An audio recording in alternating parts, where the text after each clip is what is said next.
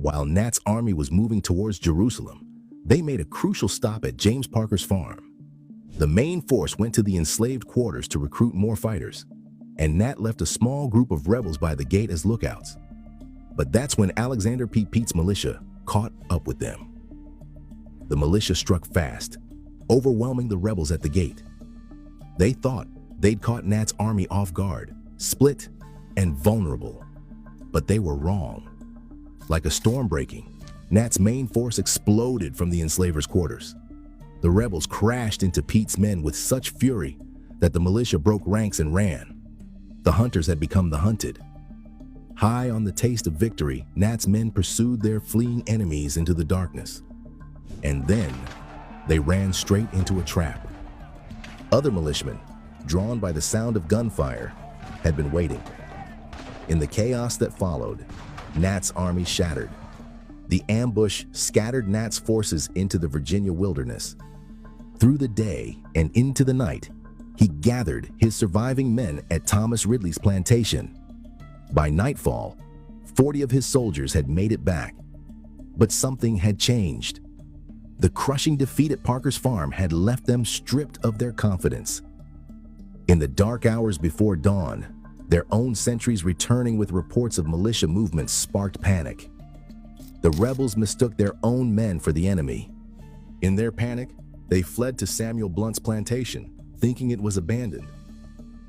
But it wasn't. Blunt and 5 others were waiting. The rebels broke, and this time, there would be no coming back together. For the first time since the revolt began, Nat lost control of his army completely. What came next wasn't war. It was a hunt. 3,000 men soldiers, militia, and vigilantes poured into Southampton County. They weren't looking for rebels anymore. They were looking for revenge. A witness named Nelson Allen wrote home about what he saw. Every man is armed with a gun by his bed nights and in the field at work. A great many of the blacks have been shot, their heads taken off, stuck on poles at the forks of roads. Over 100 black people lost their lives, most of them innocent. The whites tortured suspects, burning their feet until they confessed. One man nearly had his foot burnt off before they realized he wasn't even part of the revolt. The conflict was so extreme that even a European American newspaper editor had to admit it was hardly inferior in barbarity to the atrocities of the insurgents. It got so bad that on August 28th, General Richard Epps had to step in. His order was clear. Any person who harmed an enslaved person for any cause whatever would face military punishment. The random retaliations eventually slowed, but soon came the trials for all those who had dared fight for their freedom. August 31st, 1831. Southampton County Courthouse fell silent as the trials began. The judges knew the world was watching. They crafted a careful performance of justice, appointing defense attorneys, demanding proper charges, even dismissing cases that lacked evidence.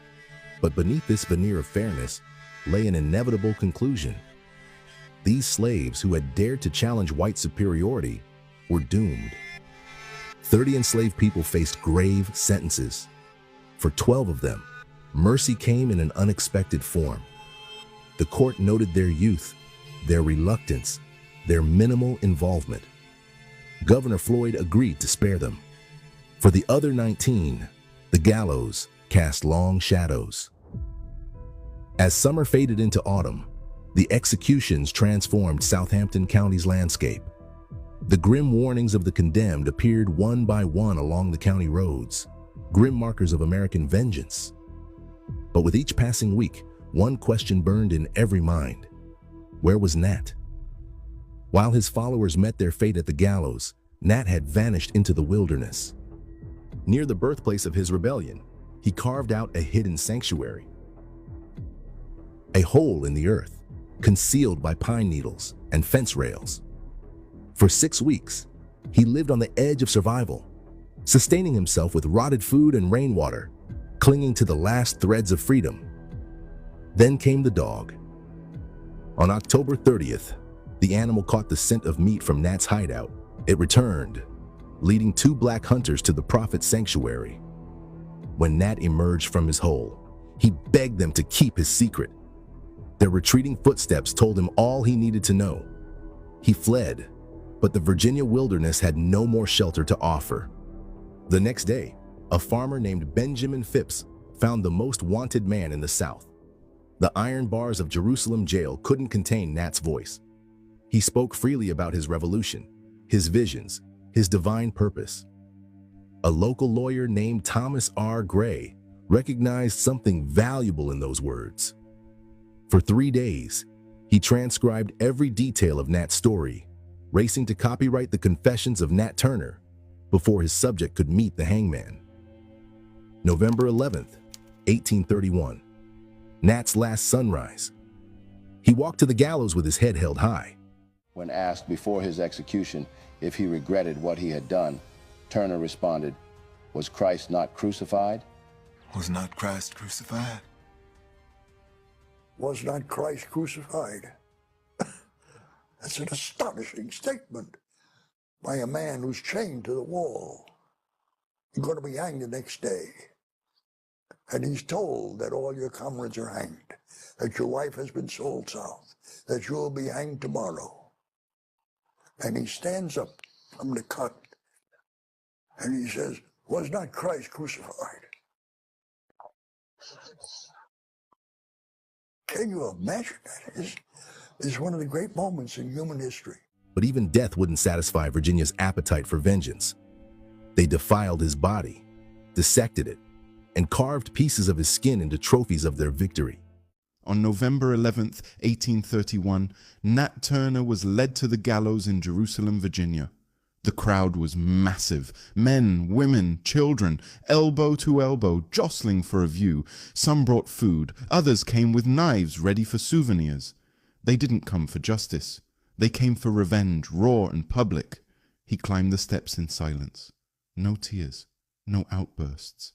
He didn't flinch. He looked into the crowd and saw hate staring back. But he didn't speak. No last words. Just the sound of the rope tightening around his neck. The trapdoor dropped, and the crowd cheered. But death wasn't enough. Not for them. After his body went still, they cut him down. Not to bury, but to butcher.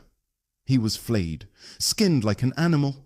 His corpse was hacked to pieces, flesh stripped, bones boiled, his head severed and paraded, his body reduced to tokens, trophies. His skin was rumored to be turned into coin purses and lampshades. His skull passed from hand to hand, studied, displayed, eventually lost to time. Pieces of him scattered like warnings across the South. It wasn't execution, it was erasure. They didn't want a martyr. They wanted a memory so grotesque no one would ever follow in his footsteps. They wanted him unrecognizable, unrestorable, unholy. This wasn't just revenge, it was ritual, a public performance of domination. They mutilated him to send a clear message to every black body watching, living, breathing. Do not rise, do not lead, do not think you are more than what we say you are. But while Nat's body lay in pieces, his spirit was tearing Virginia apart. The state legislature moved swiftly, driven by fear. They banned all education for black people, whether enslaved or free. They restricted gatherings. They required ministers to oversee every black church service. Knowledge, they had learned, was a weapon more dangerous than any sword. Then came a moment that would have been unthinkable before Southampton County. In Richmond, Thomas Jefferson's grandson rose before the Virginia legislature. He proposed what many had secretly considered but none had dared to speak: gradual emancipation, the complete end of enslavement in Virginia. But of course, the vote failed. Virginia wouldn't consider freeing its enslaved people again until the Civil War forced its hand. But something fundamental had shifted thanks to Nat Turner. The South's response to Nat's rebellion revealed the truth about their system.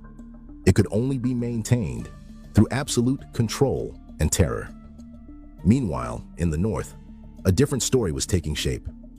William Lloyd Garrison's newspaper, The Liberator, painted Nat's rebellion in a different light. Here was proof of what abolitionists had long claimed. Beneath the South's gentle facade of happy enslaved people and benevolent masters lay a powder keg of resistance.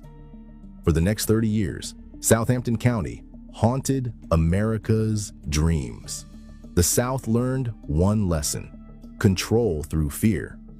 The North learned another: enslavement itself was the true struggle. Today, a bronze marker stands in Southampton County. People still debate Nat Turner's legacy: murderer or freedom fighter, terrorist or revolutionary. But beyond these labels lies a simpler truth. In August 1831, an enslaved preacher shattered the myth of the contented slave.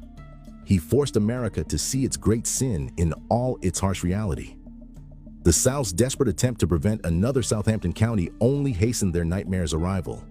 With each new law, each new restriction, each new act of terror, they pushed the nation closer to civil war.